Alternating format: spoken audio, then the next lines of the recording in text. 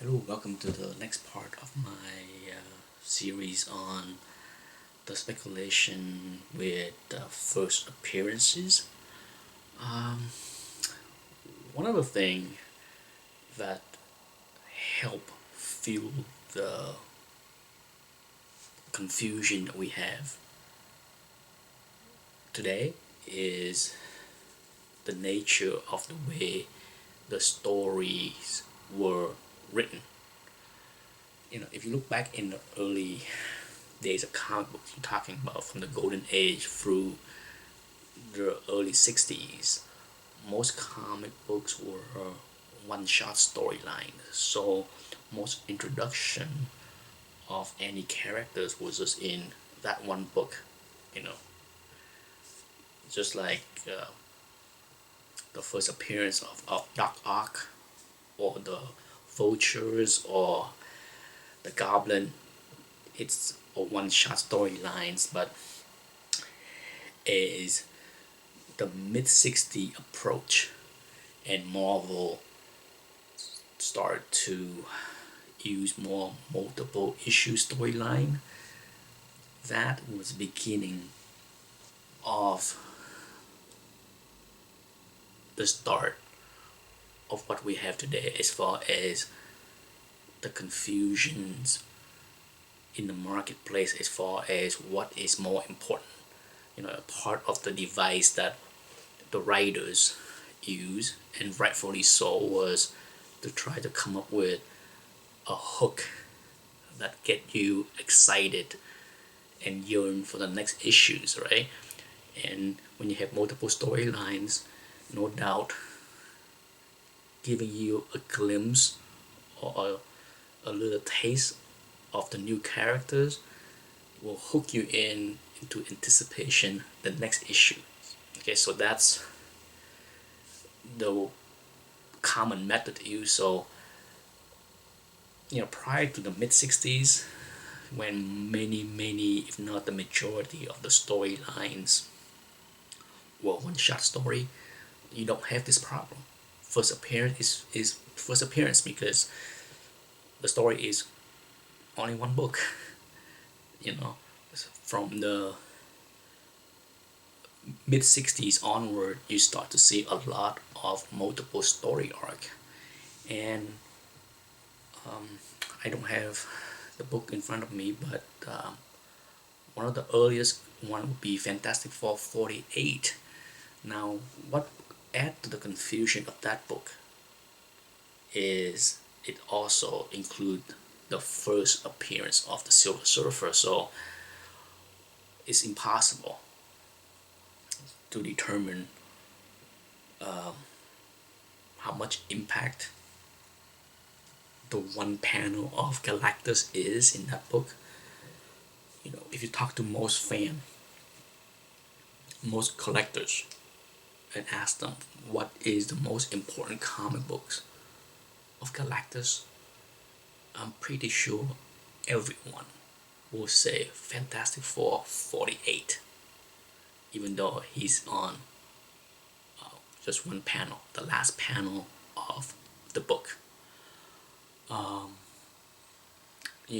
It's like I said, because the Silver Surfer is also included in that book, it's impossible to ever know what if the Silver Surfer never existed, how the market would treat Fantastic Four 48 or 49. But I have never heard anyone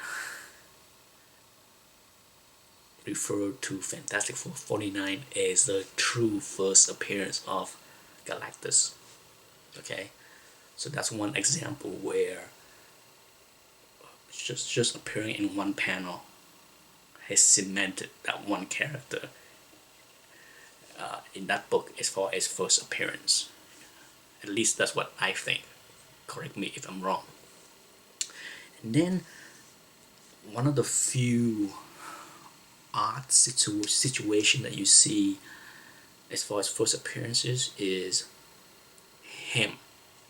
Okay, for most people that collect Fantastic Four, we're all aware that in the Fantastic Four 66 he was referred to a few times. He was referred to a few times, but you never get to see anything. You don't even get to see the cocoon that show up in 67, right? So finally in 67 you get to see the cocoon, and finally him came out of the cocoon. So for the longest time, if you look in any guide, this was referred to as the first appearance of him. What's interesting today is as the first appearance market start to heat up with the new craze and speculation and the buzz about potential movie appearances of Adam Warlock, a lot of debate has surfaced on this book is the more important book.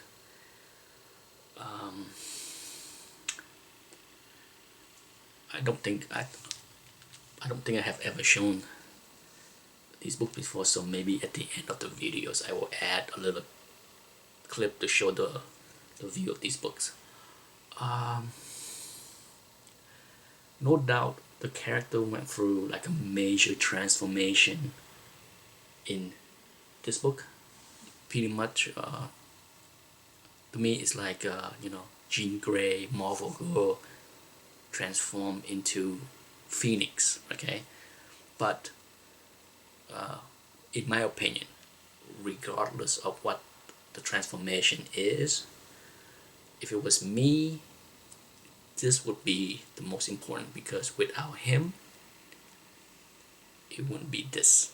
So you can say all you want about, well, not you, for those that want to debate that this is the first appearance of Warlock, I agree, because this is the first time the name Warlock was used. That's correct. But as far as the importance, I would say that this should be more. There we go again, that word should. Okay, but the market is what it is, and that's just my 2 cents. Before I go, I have another one I wanted to end this video with. For all of the supporters of Hulk 181 as the more important books, because it is the full first appearances, there is a need for only one book to dispute the one panel cameo that Hulk 180 suffer. Okay, I bring up this issue every time the debates came up. Jimmy Olsen 134. Okay, it is widely known and accepted by the collecting community forever as the first appearance of Dark Shield. And for those that have never seen the first appearances in the most valuable book of Dark Shield, here we go. Let me show you.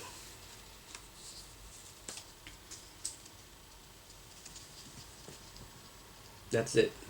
The bottom mid panel. One of the worst looking panel as far as first appearances, and if you compare to the big Galactus last panel or the Hulk 180 last panel, that little square is all you see of Dark Shield, and he's not even in the same color. It was colored in the wrong shade. So what's the reason for this being the most valuable Dark Shield book? Perhaps because it is one of the coolest Neal Adams cover. Collecting the covers, the importance of the covers have always been there way before the birth of CGC. it become more magnified and amplified with CGC, because all you can see is the cover in the tomb, right? But no doubt, I wouldn't be surprised at all if the reason why this book are so highly priced as far as first appearance, but only have one panel also, is because of this gorgeous Neal Adams cover.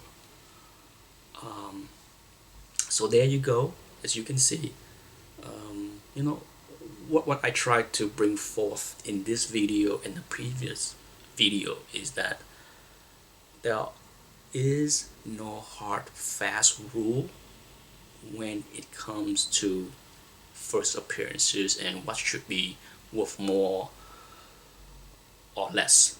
Okay, there is no hard fast rule. There are all kind of discrepancies, all kinds. So as long as you know, I just want people to be aware of the discrepancies instead of justifying something is worth something because that's the way it is. I just want the buyers out there to be aware that there are no rules. So if someone trying to sell you something and justify the value of something and use the justification that this should be worth more than that is because of XYZ reason, it's up to you to think about it, to know that, to know the market. Ultimately, you need to understand how the collective market are pricing each appearances, each first appearances, to not overpay for something, because as I mentioned, there are no hard fast rule. So whenever someone trying to sell you the goods that this should be worth more because of whatever reason, just know that whatever reason they gave you is not concrete, not 100% certain. Okay, there are exceptions to all the rules, all of them. Anyhow, thanks for watching. Bye.